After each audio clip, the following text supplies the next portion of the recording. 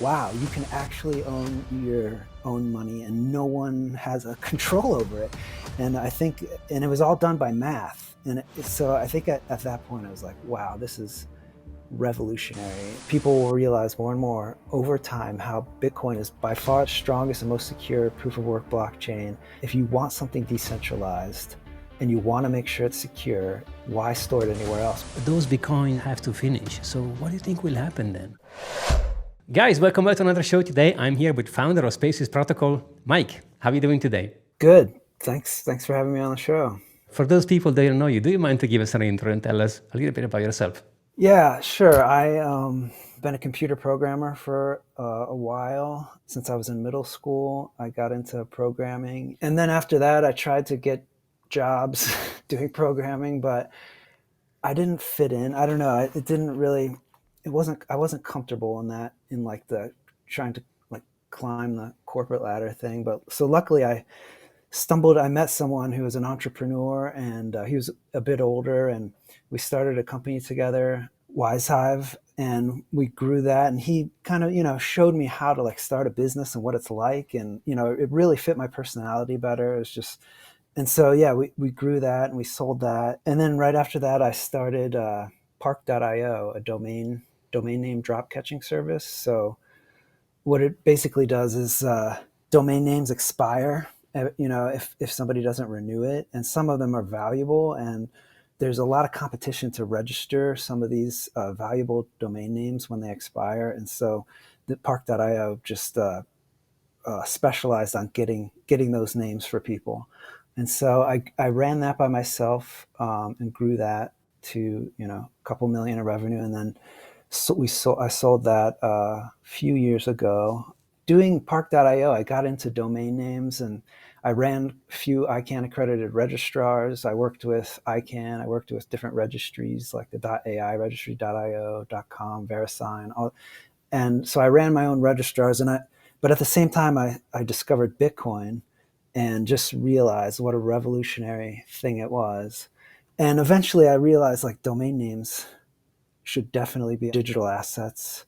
There's no reason that, it's similar to banks. Like, why should you have to ask permission to spend your own money? Why should you have to ask permission or like have to rely on a third party for your names? So that's led to starting another company, Impervious, and with that we did some work with other decentralized domain stuff like ENS and Handshake, but then we decided to launch our own on Bitcoin, so we started the Spaces. Like you said off camera, we had done a lot of similar stuff, and it's interesting how kind of early adopter of the so-called internet, they actually get Bitcoin quite easily, right? Because there is a lot of similarities in between these two networks, I like to say. But at what point and which was the aha moment that made you go, oh my, Bitcoin is interesting? So I follow Hacker News all the time. I've been on that for a long time, and I love that website. And I remember, very early on, there was a few posts about Bitcoin, and I thought it was interesting, but you can't pay attention to everything that pops up, and I didn't really look into it. But then maybe on the third post or something like that, I was like, okay, this sounds interesting. I should look into this. And yeah, once I saw that it was, basically I realized that it solved a problem in math that's never been solved in human history. And it was a revolution. Like, I think at that point it was like, wow, you can actually own your own money and no one has a control over it. And it was all done by math.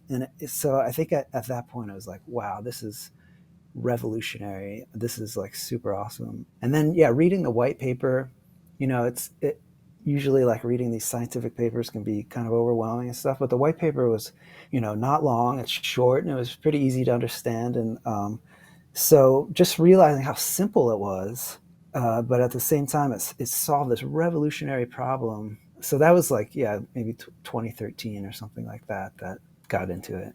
Also for me, ownership is definitely by far my favorite characteristics. There are so many, portability, divisibility, we all know, but ownership has to be at least my absolute favorite, especially now that everything is digital. You don't actually own anything. Everything is landed, everything is a service. I mean, you and me, we used to go to Blockbuster and rent a movie, right? The tape or Yeah, the DVD, it was in your hands. And then you could do whatever you wanted with the tape, right? You could have used it as a yeah, door stopper. But yeah, now everything is digital. So me, like you, I have such a passion for the ownership, of course, if stored properly. Because if you leave it on exchange, well, then back to square one. But do you see yeah. Bitcoin as a kind of gold replacement coming in for the new age? A little bit. I mean, it's yeah, it's kind of like a better gold in a lot of ways. I mean, so it's yeah, it's a store of value that, and it's not going to be inflated like crazy. Like it's capped at 21 million, but you can spend. It's like way more divisible. You can spend it so much more easily. You can carry it around much more easily. I mean, you could just carry it in your brain. You can just memorize seed words and like you can have $1 billion. Carry it wherever you go in your brain. So. It's yeah, it's just I guess like an insanely better version of gold, but it's also yeah, it can be used as money. I mean, for my domain business, working with registries like the .ai registry, it was just so much easier to do it with Bitcoin. Like to pay, we'd send them payments, they'd send us payments, and Bitcoin is just way easier than relying on banks, which took days, and sometimes it wasn't approved and stuff. So a lot of people I talk to, they're like, "What do you need Bitcoin? Banks work fine." And in my the people I'm around, a lot of them may not have problems or not see the problems with it yet, but especially for people who are in areas where they can't have access to banks and stuff, it's very important. But even here, it's important. Like I find the importance of it all the time. Like when I'm traveling, it's like my credit card could get canceled because it's traveling or not approved, or they might think it's fraudulent and I might not be able to get it. Or how do I get access to cash and stuff like that? It's like Bitcoin's way easier in a lot of ways. I love that part. I mean, the other part that I loved from the beginning is the cypherpunk ideals. Just the idea that I don't know, maybe it's just this like the revolutionary like aspect is so appealing that because a lot of people think, oh, well, one way to make change is to like try to vote politicians in who will help make the change and stuff like that. But like, can you imagine trying to change the monetary system in that way?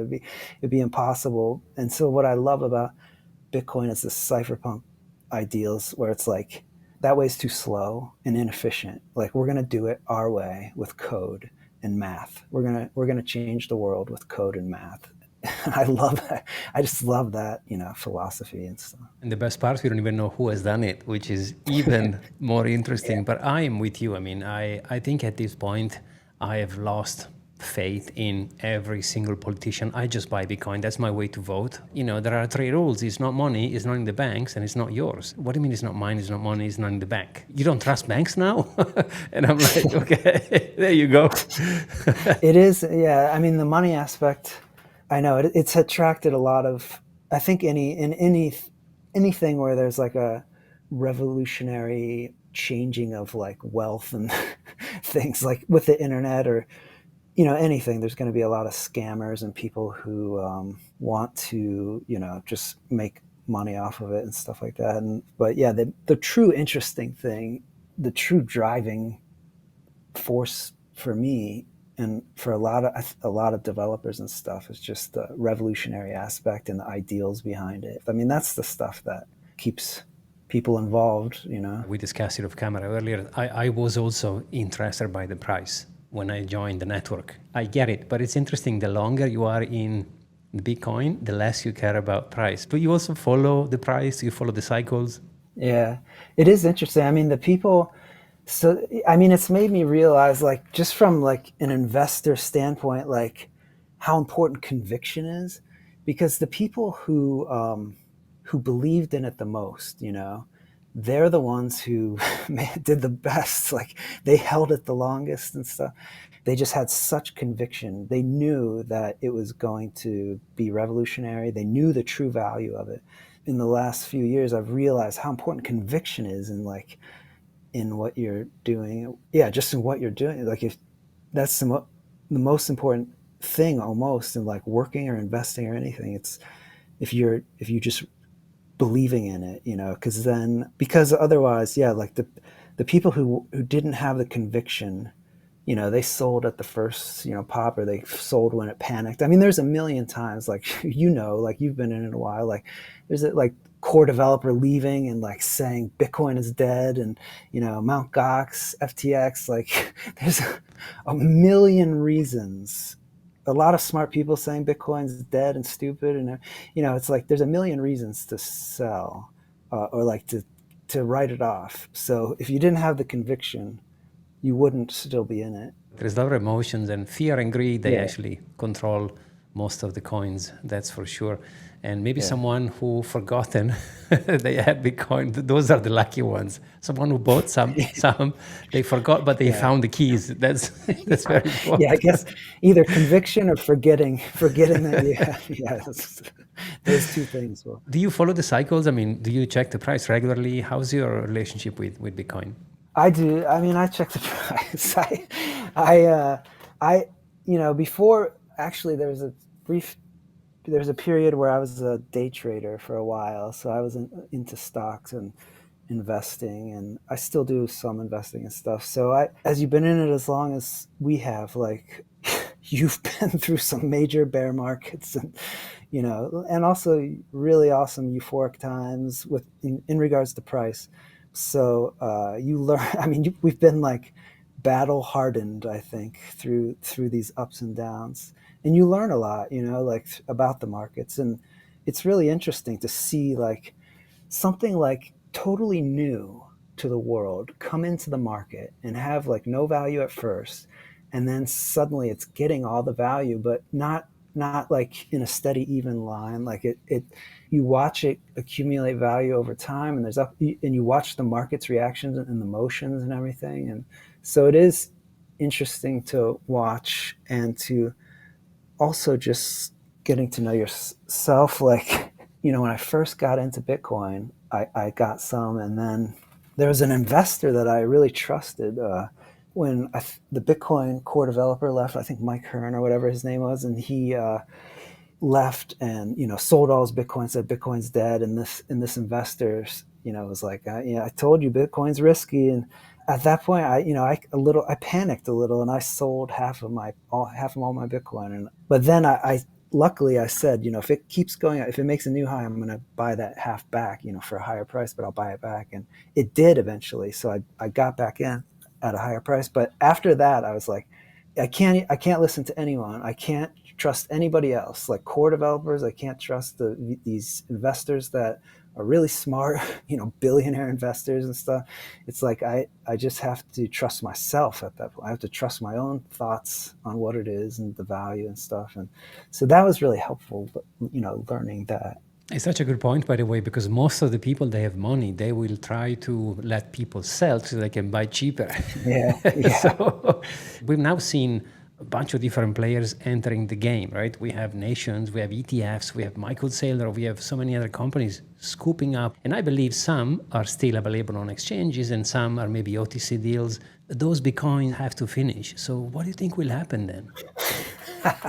yeah. The price will go to over a million. I mean, I did. That's one thing that's interesting about Bitcoin, is that the scarcity of it. There's that thing where like every millionaire will not be able to get one Bitcoin. And I do think at some point there will be like insane like price rises. I mean, there was in the past, like going from under 100 to over 1,000, like really fast. I wouldn't be surprised to see like that happen, like from 100,000 to a million in a really short period of time. I mean, if people start panicking, like, oh, I have to have Bitcoin, like the dollar is crashing or whatever, like people losing faith in the fiat thing, or even just like seeing the price skyrocket, I wouldn't be surprised that there's a panic buying time. There has been in the past, and I'm sure there will be in the future, especially with the scarcity.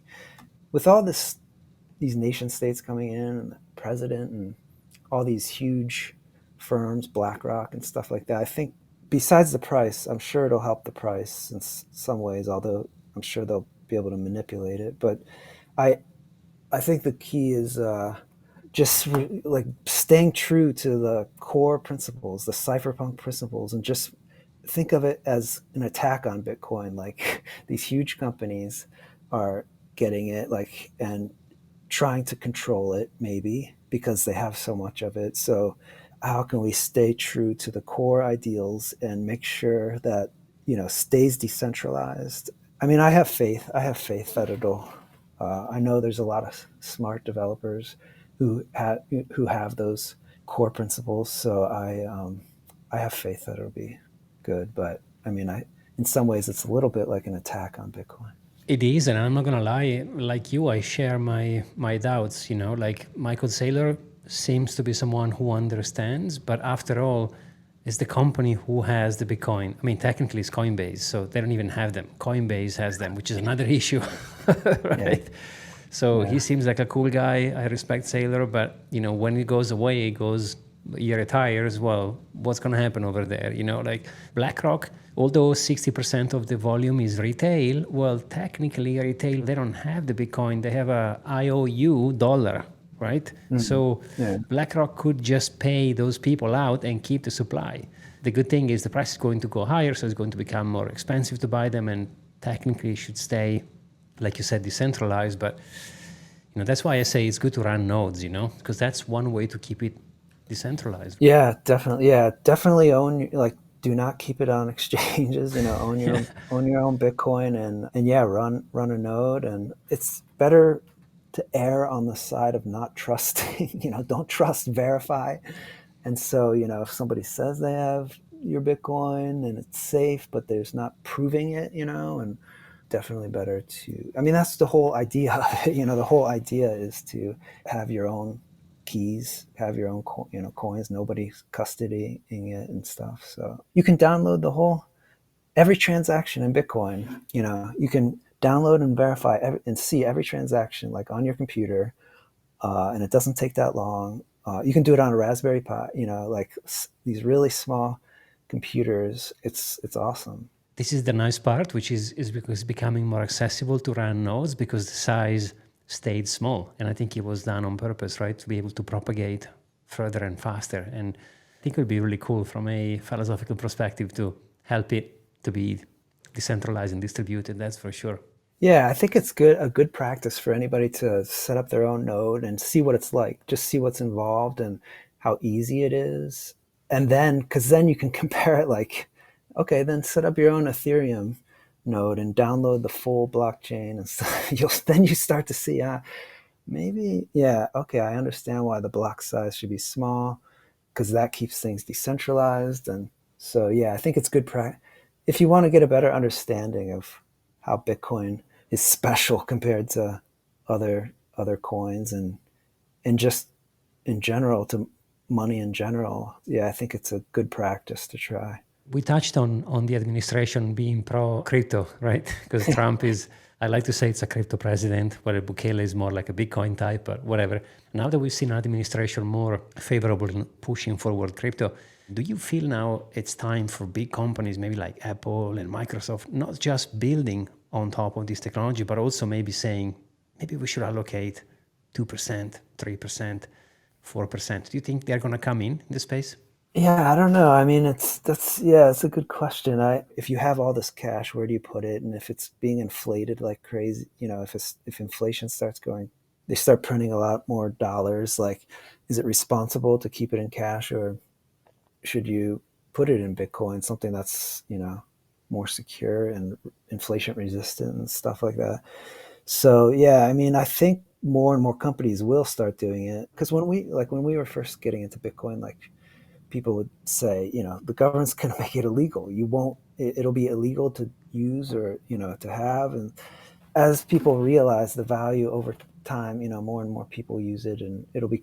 I think eventually, it'll just more and more replace, like, existing things like gold and the dollar and stuff. Necessity is a matter of invention. That's why MicroStrategy, Michael Saylor, Strategy now, sorry, they went in because they couldn't compete with all those giants. So he said, okay, what options do we have? So I feel like there is a side of me who's thinking maybe those big corporations like Microsoft and Apple are going to wait, and they're going to silently acquire business. They do certain things like LinkedIn, Skype, Instagram.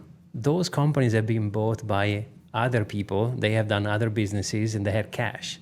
So maybe instead of entering per se into Bitcoin directly, they might acquire a bunch of companies they've done certain products. Yeah, I mean, I think, well, your quote about necessity is the mother of invention. I mean, that resonates with me with this domain thing because, like, right now it's like ICANN controls domains, like, and like VeriSign owns.com. It's like, what can you do? Like, if they want to raise prices or something, and it's like you have to rely on GoDaddy. And so, what's a small company going to do? How can a small like company come in and change that? Like it's almost impossible. They completely control all of that stuff. And so this, what we created with Spaces Protocol, is like we're trying to take, with cypherpunk ideals the same as Bitcoin, trying to take the control away from them, like take the control away from them, because there's no reason that they should have it, and bring it back to people, like give it back to the people so that people can control their own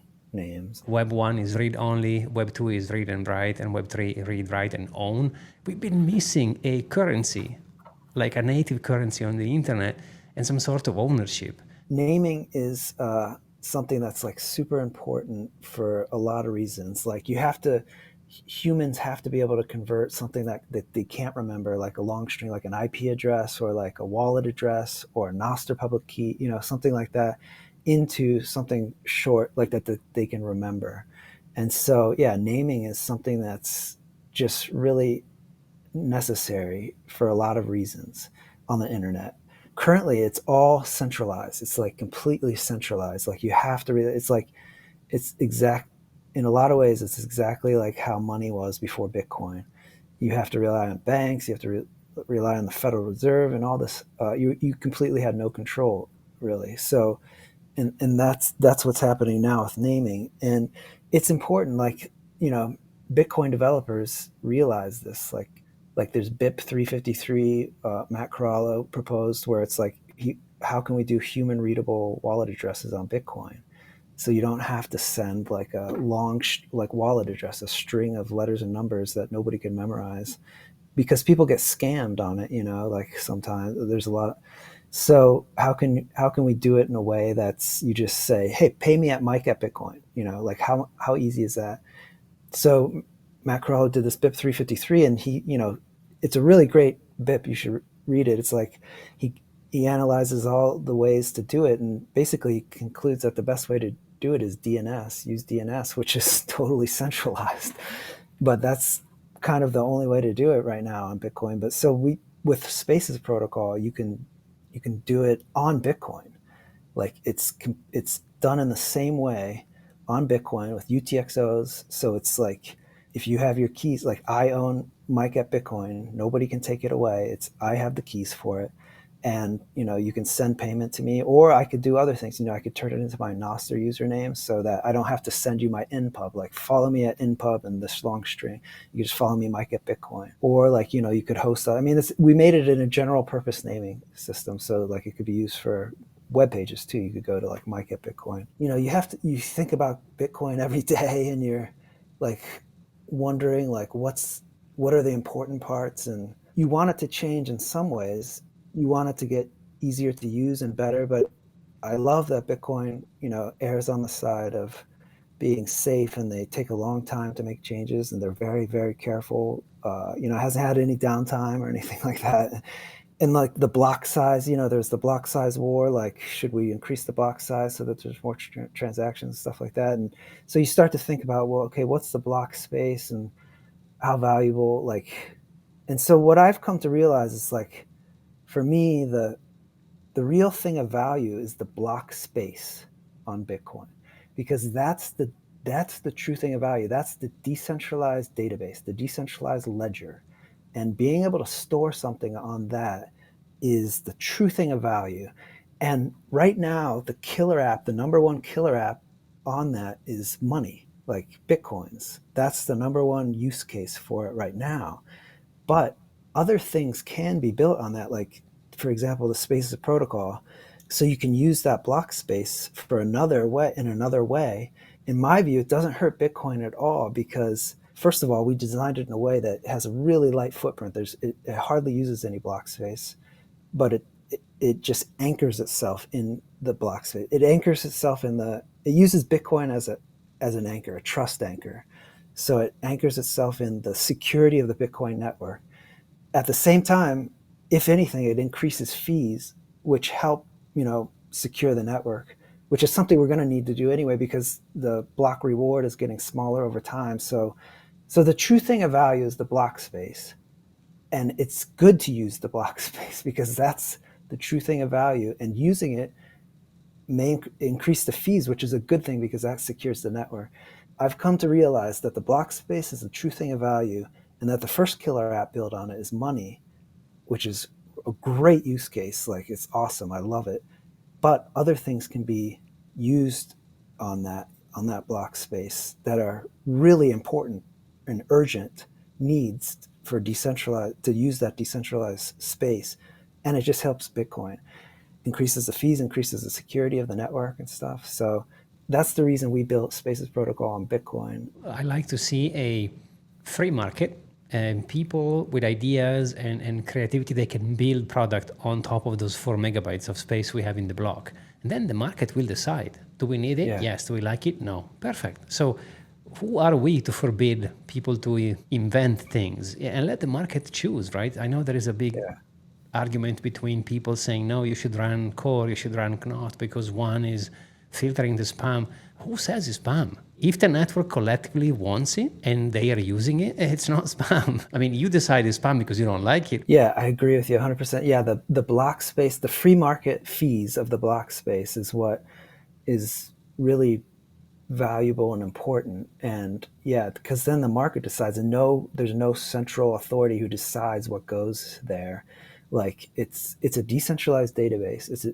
And for the world, and people pay to have stuff stored on that with fees, and the free market decides who can store it there. And so, yeah, why, if the market decides that something is very valuable to store there, like, I personally have seen a lot of issues with naming, like governments taking down domain names because they don't agree with the politics of it, or things like that. And like, so if I think if the market thinks that that's a valuable use for the Bitcoin block space, then yeah, it should. Why shouldn't it be allowed to have it?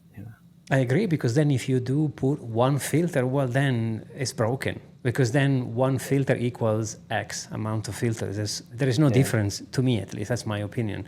As long as you say, okay, well, these cannot be done over there, well, who are you to say that I can't do it? Like, then you are an authority and you own the network, so let the market decide with their money.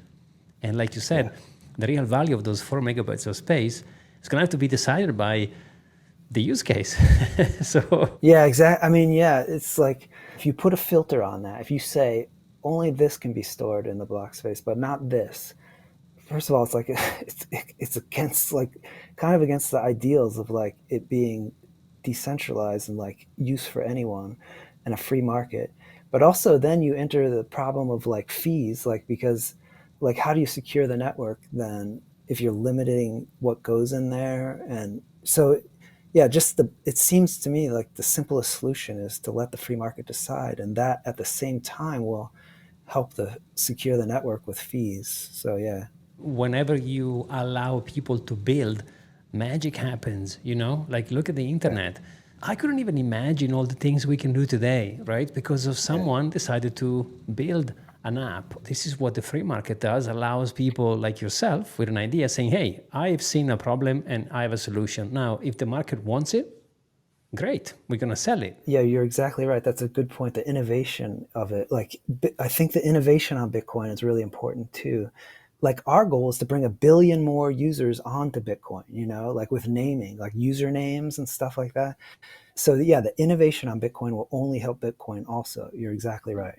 Lightning Network, which I wanted to ask, because I know you ran one of the first 50 node. I think it wasn't yours. Was I think you've done I think it was the third ever payment on the Lightning Network. Yeah. So you've been an advocate of the Lightning for quite a bit. Yeah, when Lightning first came out, I was really interested in it. It's really cool. So yeah, I set up one of the first 50 nodes for my company Park.io, and made the third ever purchase because for physical goods, because Blockstream set up this store where they sold like stickers and stuff, and you could pay with Lightning. When they first opened that, I made a purchase, and then I emailed them. And I was like, "Was I first?" And they were like, "You were third." I think Jack Mahler's was first or something. So How much did the network changed ever since? I haven't stayed as much involved with it since then. I just wanted to check it out, see what it was like and stuff. I saw at the Bitcoin conference, one of the talks I think said that one of the companies was making a lot of money on fees with one of their Lightning nodes. So steady growth. I know that there's been problems, but I mean, from my experience using Lightning, I love it. I mean, it's amazing. I can't believe how fast it is, and like it's just like an amazing thing. This guy Jameson Lopp, I don't know if you know him. He's like He one. was on my channel. Yeah, I talked to him. Yeah, I interviewed him. He's a great guy, and he has an article he posted about how using Bitcoin as a trust anchor that influenced how we built Spaces Protocol. Like, because reading that, and I think that's just going to happen more and more over time. I think people will realize more and more over time how Bitcoin is by far the strongest and most secure proof of work blockchain. And if you want something decentralized and you want to make sure it's secure, why store it anywhere else? Why do it anywhere else? Put it in Bitcoin, store it on the Bitcoin block space. So I am hopeful that more and more stuff like Spaces Protocol or other where there's a use case to have some type of decentralized, make something that's centralized now, turn it decentralized. Yeah, it's a great. Mike, thank you so much, man. It's been an absolute pleasure having you on the show. Really appreciate you coming on today. Thank you. Yeah, thanks for having me. It's been great to talk to you. Likewise. And guys, thank you so much for watching. We'll see you on the next one.